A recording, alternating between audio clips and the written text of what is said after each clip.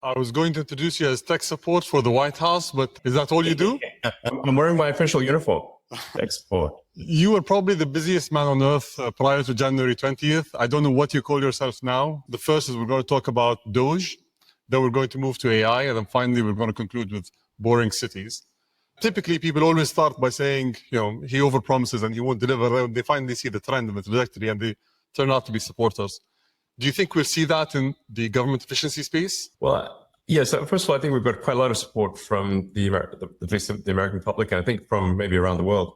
When the public is polled on sort of improving government efficiency, in fact, it is, I believe, the highest polling single issue, meaning that it is something that appeals to voters of all types. And I think improving government efficiency was like almost 70% support, so quite a lot, basically, more than any other issue. So I think the people are very supportive. Obviously, there's certain elements of the bureaucracy that are not supportive because we are moving them from the government sector to the private sector. So at a high level, this is kind of like we're moving people from low to sometimes negative productivity roles in the government sector to higher productivity roles in the private sector. And the net effect of that will be an increase in the output of useful goods and services, which increases the standard of living and well-being of the average American.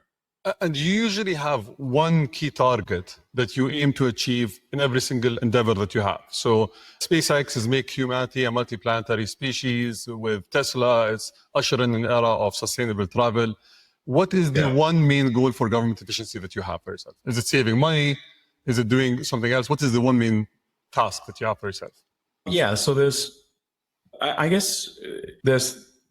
few ways to describe it, but the actions end up being the same, which is like reducing the size of government and making the government much more accountable to the people, I think is going to lead to a better outcome for the people.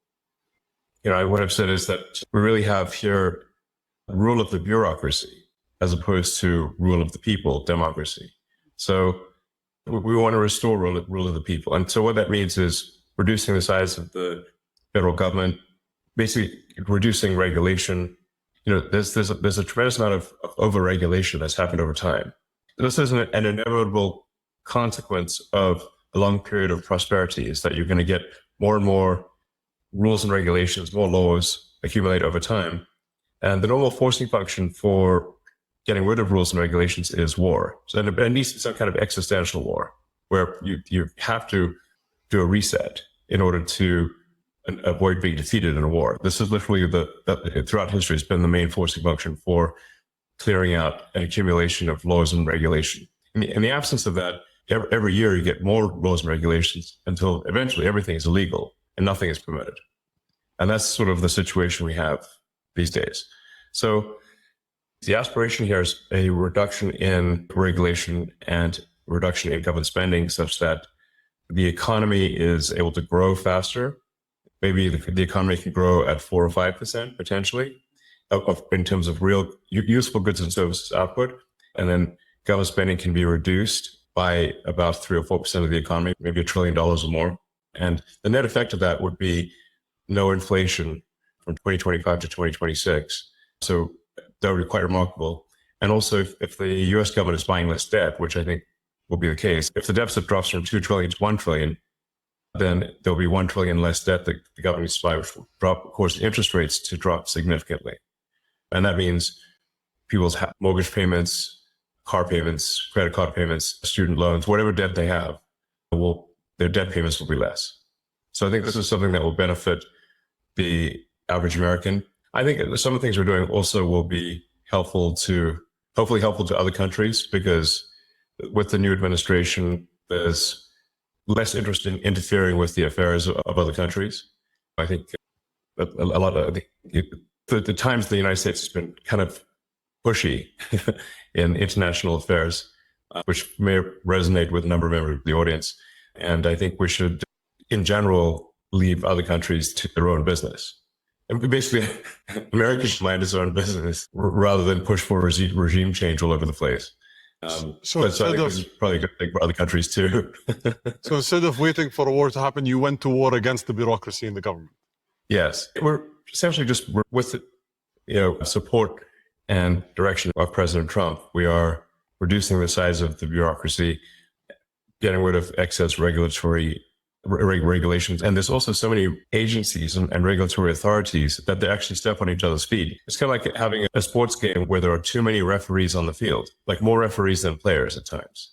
Now, that would be a silly game if the players can't pass the ball without hitting a referee. But it's kind of getting to that point in the US. So there's roughly 450 federal agencies of one kind or another. That's more agencies. That's almost an average of 2 agencies per year since the formation of the United States. So, I mean, how many agencies do you really need to run a country? Not 450, that's for sure. And how do you guarantee that all the incredible achievements that you aim to have in terms of savings, in terms of impacting the lives of the American people are not going to be reversed in 4 years? Typically, the cycle gets reversed every 4 years. Do you think it's going to be so impactful that it won't be reversed? Is there any ways that you can ensure that the progress is going to be continuous? Well, I think we do need to delete entire agencies as opposed to leave part of them behind. Because if you leave part of them behind, it's easy. It's kind of like leaving a weed. If you don't remove the roots of the weed, then it's easy for the weed to grow back. But if you remove the roots of the weed, it doesn't stop weeds from ever growing back, but it makes it harder. So we have to really delete entire agencies, many of them, bureaucracy in some new administration, but it'll be from a much lower baseline. So it's a step in the right direction. I think the overarching goal here is to lay the foundation for prosperity that will last many decades, maybe centuries. Nothing's forever, but I think we can strengthen the foundations of the United States substantially. And what lessons can other governments learn from the US? You say tech support on your shirt. Is that only technology, or is there other things? How do you approach efficiency? Well, a shocking percentage of the problem, well, maybe it's not shocking for those who know it, but a big percentage of the problem is improving the technology that the government runs on. So the US government runs on a collection of thousands of computers, many of them antiquated, running very old software, and the computers don't talk to each other. In order to make the government more efficient, you have to improve the technology. You may have read about the example I used recently with when President Trump was signing one of the Doge executive orders of the difficulty of U.S. government workers retiring. Like the maximum retirement rate is $10,000 a month. And the reason for that is because the retirement is entirely paperwork right now. It's manually calculated paperwork that's put in an envelope and then taken down a mine shaft and stored in a mine. And then one of the things that affects the rate at which federal workers can retire is the speed of the elevator in a mine in Pennsylvania, which is bizarre because it should be digital, So then when we said, well, why isn't it digital? They said, well, we have had a digitization program going since 2014. So then we asked, well, so how much progress have you made? And they said, B. You mean you're giving yourself a grade of B? No, we're on the letter B. So we're like, okay, we're going to need to really provide some tech support here. Otherwise, literally, people can't even retire, even if they want to. It's pretty bad. There's a lot of software systems that need to be updated and fixed, in some cases deleted. A lot of things that should be automated. I mean, in terms of the number of, say, U.S. citizens that are operating the mine, it's about 1,000 people are working on this mine. They should be working on producing goods and services that are of much higher value to the public, So, I mean, really, even if somebody just grew tomatoes in their garden and sold them at the farmer's market, that would be more useful than carrying manila envelopes down a mine shaft, safe to say. A lot of the stuff is like that. It's not like any one thing is particularly difficult, but there are 10,000 things that need to be improved. So it's efficiency through innovation rather than efficiency through austerity and cost cutting specifically, right? So you're trying to do both at the same time, maybe focus more on tech support than cutting costs? Well, by improving the technology, the costs do reduce. So, it's very expensive to have 1,000 people operate a mine with doing paper retirement, whereas that really should just be digitized and be a computer that's with the information stored in the cloud. And it's very straightforward and low cost. So automation, will help there a lot. And then, but like a lot of things just really shouldn't exist. They're kind of vestigial. You know, a lot of attention has been on the sort of USAID, for example. You know, when we looked at a lot of those programs, we're like, we should like look, why does this actually exist? Is there really a need for it? You know, there's like National Endowment for Democracy, but I'm like, okay, well, how much democracy have they achieved lately? You know, I don't know, not much. So, you know, the picture they have on their website is a picture of Reagan and Gorbachev. That's been a while. You know, that was like the 80s. And so I'm obviously not opposed to democracy, or, you know, there's all these things that get funded, but we're like, why does this need taxpayer money? I don't think, it doesn't seem like it does. You know, there's a lot of sort of pushing DEI worldwide. You know, this obviously the Trump administration doesn't agree with, and we want to terminate that stuff, which we are. And, you know, make sure the schools focus on improving basic education of kids. As President Trump said, I think yesterday, maybe today, the United States is currently ranked 40th out of 40 in the OECD for education, which is pretty bad. But in terms of spending, the United States is spending a tremendous amount per student, but achieving very weak results. So, you know, that's just a case where, okay, we need to spend less money and get better results. It's like a big company, like a big corporation, American incorporated. And, you know, just like with Twitter, there was a lot of stuff that was being done that was unnecessary. You know, in the case of Twitter, we reduced the staff by 80%, but at the same time, improved the functionality and capabilities of the site dramatically and accomplished more in a year than they previously accomplished in 5 years. So it's like a corporate turnaround, but at a much larger scale. And we're giving generous exit packages. If people retire, they get paid all the way through September. They can go on vacation, get a second job, do whatever they want. We can't actually pay them any more than through September because the congressional appropriation is only through the end of the government financial year, which ends in September.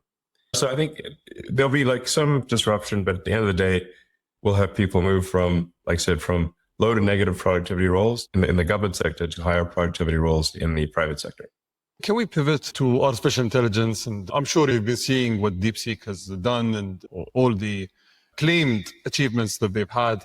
I know that we've been speaking for a while about Grok 3 and that Grok 3 is going to be a true disruptor in the AI space.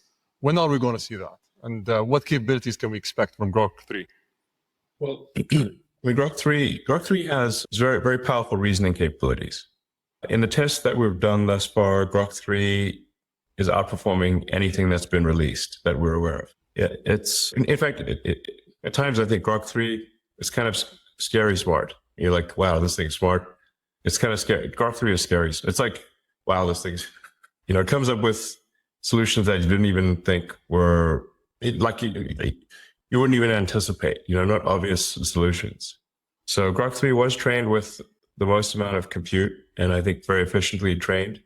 Grok 3 was trained on a lot of synthetic data and then it goes back and forth through the data and tries to achieve logical consistency. If it's got data that is wrong, it'll actually reflect upon that and remove the data that is wrong. It does not concord with reality. So its base reasoning is very good. In fact, even without fine tuning, Grok 3, the base model. So we're really in the final stages of polishing Grok 3. Probably it gets released in about a week or two. I don't want to be hasty in the release because a lot of the final polish is necessary for a great user experience. In some ways, you can think of it like a house. You know, that last 5% where you finish the drywall and do the painting and the trimming, even though it's not much work, it transforms the house. Yeah. So it's that, I just want to make sure that last 5% is done really well. And it's a week, maybe 2 weeks. I think it'll be very good. And I think we think it'll be better than anything else.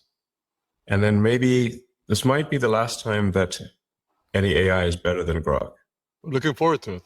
Everyone's excited about it. So I just want to touch upon a topic that was quoted in the media. You offered, I think they said the group that was led by you offered $97 billion for acquiring OpenAI. I personally take a little round numbers.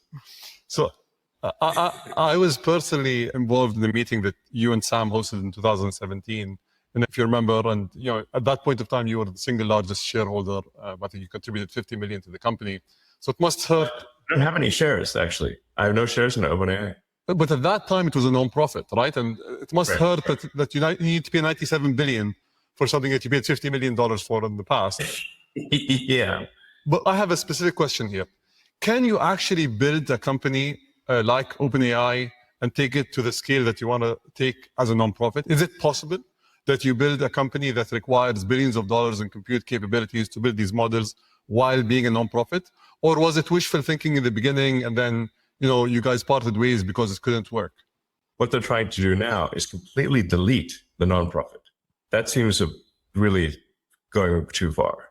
I provided all of the funding for OpenAI in the beginning. So the first almost $50 million for nothing as a nonprofit. And it was meant to be open source. I think this is analogous to if you fund a nonprofit to preserve the Amazon rainforest, but instead they turn it into a lumber company and chop down the trees and sell them for wood. You'd be like, wait a second, that's the exact opposite of what I donated the money for. So OpenAI is meant to be open source, nonprofit, and now it is closed. They changed the name to closed for maximum profit AI. Closed for voracious profit. I mean, they're like, whoa, are they after money next level? So why does this change need to occur? I know that I think so. You've been at the forefront of many technologies. Where do you think the biggest economic returns of these models are going to come from? Because currently we're spending billions, and I think you mentioned this before, it's like the gambler syndrome. We're going and spending billions and hoping to pull out a profit at the end of the day. Where do you think the biggest impact in terms of returns are going to be? Well, I think once you have humanoid robots and deep intelligence, you can basically have quasi-infinite products and services available. So with Tesla building the most advanced humanoid robot, then those humanoid robots can be directed by deep intelligence at the data center level. Say you can produce any product, provide any service. There's really no limit to the economy at that point. You can make anything. At that point, will money even be meaningful? I don't know. It might not be. The economic output is productivity per capita times how many people do you have. If in the form of humanoid robots, you have no meaningful limit on the number of robots and the robots can basically do anything, then you'll have a sort of a universal high income situation. Anyone will be able to have as many products and services as they want, with the exception of things that say have artificial scarcity, like a particular piece of art or something like that. But for any goods and services, they'll be available to everyone. So you've been... It's going to be a very different world, In fact, I recommend that people read maybe the Ian Banks, the culture books for a frame of reference. Because money is like a database or an information system for resource allocation. But if you don't have a scarcity of resources, it's not clear what purpose money has. Have you watched the movie Idiocracy? Yes. How do you guarantee that we don't end up in that world if we don't need money, if AI can think for us and do all these tasks, if as people, we're dependent on something else to run the society and everything around it?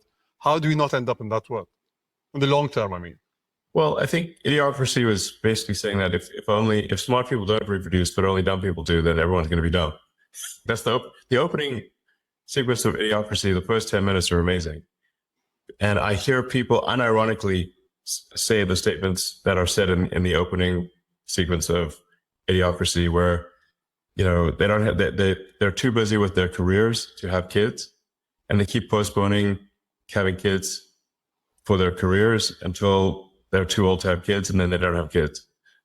And I've heard many people be like that. So yeah, I mean, I don't know. I think we might be headed to a bimodal human intelligence distribution, where there's a small number. It's kind of maybe like more like Brave New World, Aldous Huxley, where you've got sort of a small group of very smart humans, but then maybe the average intelligence drifts lower over time, potentially, because we have assortative mating, in the last few decades or several decades that did not exist before.